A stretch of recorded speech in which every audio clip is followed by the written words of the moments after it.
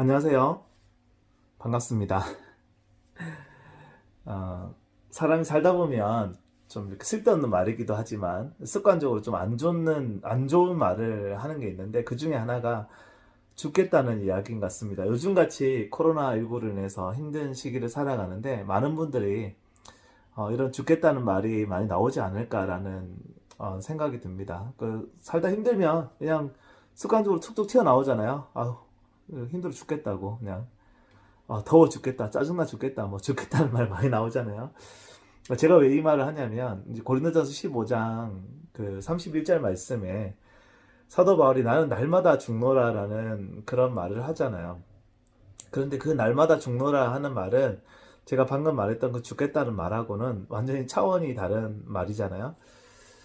예수님 믿고 예수님의 그 사랑 안에서 우리가 살고 있는데도 불구하고 정말 여전히 내 자신의 그 옛사람이 살아가지고 기세등등하게 살아가는 그 모습을 보고 있으면 참 실망감도 참 많이 들고 나는 안 되는 것인가? 나는 정말 예수님의 그 자녀로서 바른 삶, 하나님 기뻐하시는 삶으로 살 수는 없는 것인가? 뭐 이런 생각이 뭐 이렇게 들어올 때가 있는 것 같아요. 그래서 자기 자신을 포기할 때가 있죠. 그 잘못된 포기인 것 같긴 한데, 포기가 되고, 더 이상은 안 돼. 이런 생각을 가지는 경우도 좀 있는 것 같습니다. 그런데, 아, 이, 저도 참 그런 거 많이 느끼거든요. 제가 이 유튜브를 시작하게 된 것도 그러한 반전을 꿈꾸면서, 매일매일 하나님의 말씀을 묵상하고 그 말씀 가운데 하나님께서 제게 주시는 그 메시지들을 받고,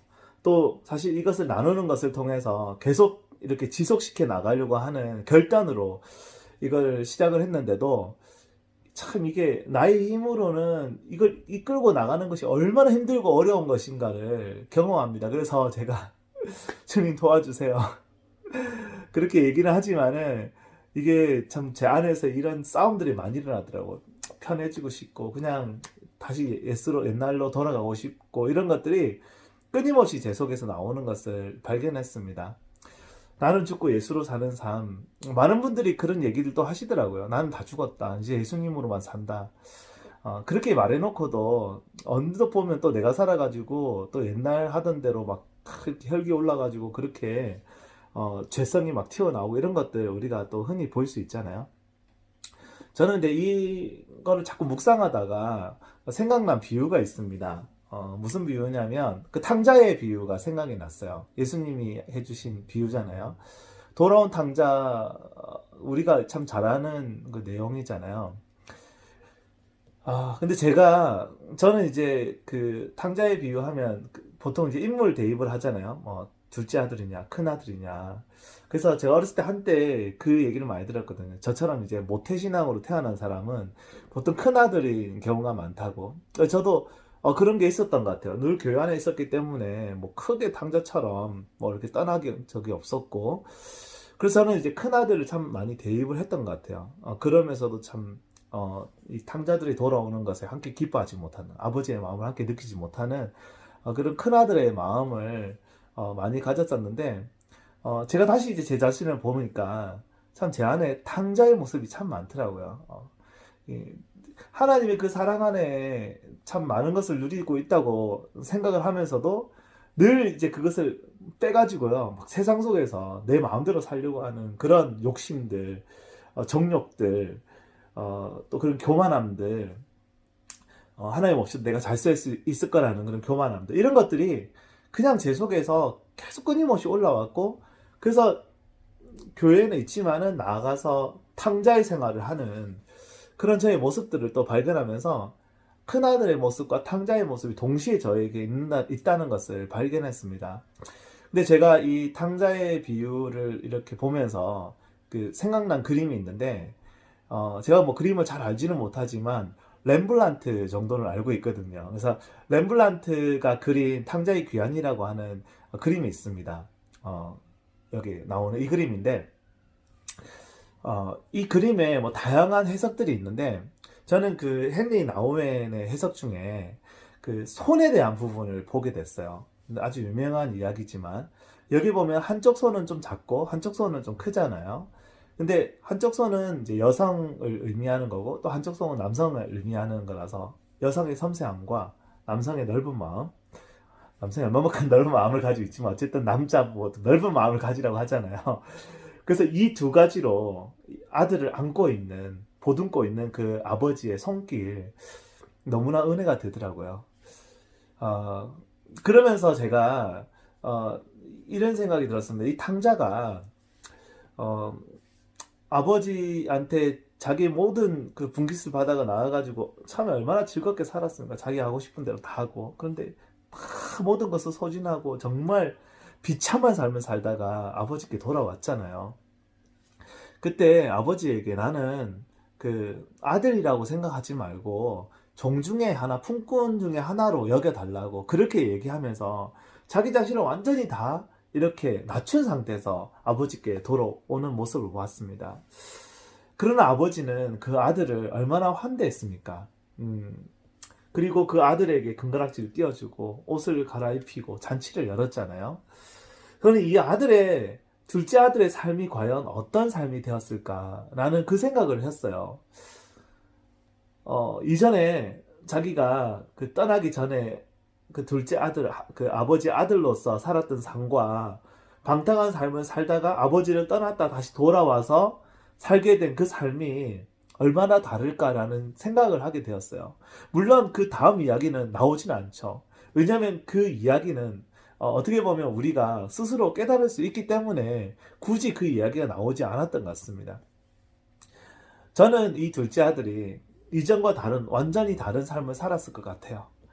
이 아버지 앞에 정말 이 아버지가 기뻐하는 아들로서의 삶을 살지 않았을까라는 생각이 들었고요. 또 한 가지는 뭐냐면 이런 아버지를 닮고 늘 이 사랑을 깨닫고 이 사랑을 기억하면서 자기의 모습이 나중에 이제 결혼도 하고 애도 낳고 뭐 이렇게 아버지가 될 거잖아요. 그때 이 아버지와 같은 마음을 가진 아버지가 되지 않았을까라는 생각이 들었습니다. 왜냐면 그게 당연하지 않을까요?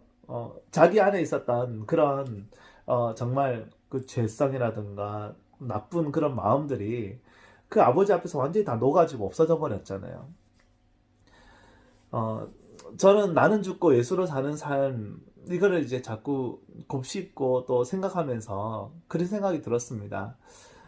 정말 탕자처럼 정말 처절하게 나의 죄, 정말 하나님 앞에서 그런 탕자의 마음으로 그 아버지께 갔던 그 마음처럼 그 아버지 앞에 그 사랑과 그 큰 은혜를 완전히 깨달아야 되는 것 같아요. 그러니까 그것을 완전히 깨닫는다면 우리가 정말 이제는 내 욕심과 정욕대로 옛사람의 모습으로 살아가는 게 아니라 진정한 하나님의 아들의 삶으로 살기를 완전히 결단하지 않겠어요? 그리고 그 아버지와 함께 살면서 늘 그 아버지를 보면서 자기의 삶이 날마다 변화되지 않았을까라는 생각이 듭니다. 그 옛날의 습관들이 계속해서 나오잖아요. 옛날에 그 생각들이 막 올라오잖아요. 그때마다 그 아버지의 모습을 볼 때, 내가 아직도 살아있구나. 이런 것들을 깨닫고 아마 계속해서 그 아버지의 기뻐하시는 아들이 되려고 아마 기쁨으로 노력하지 않았을까. 그러면서 또 감격해 하지 않았을까. 그러다 보니까 나중에 자기도 아버지의 모습이 되어서 그 아버지와 같은 삶을 살게 되지 않았을까라는 그런 생각을 저는 이제 해보았거든요.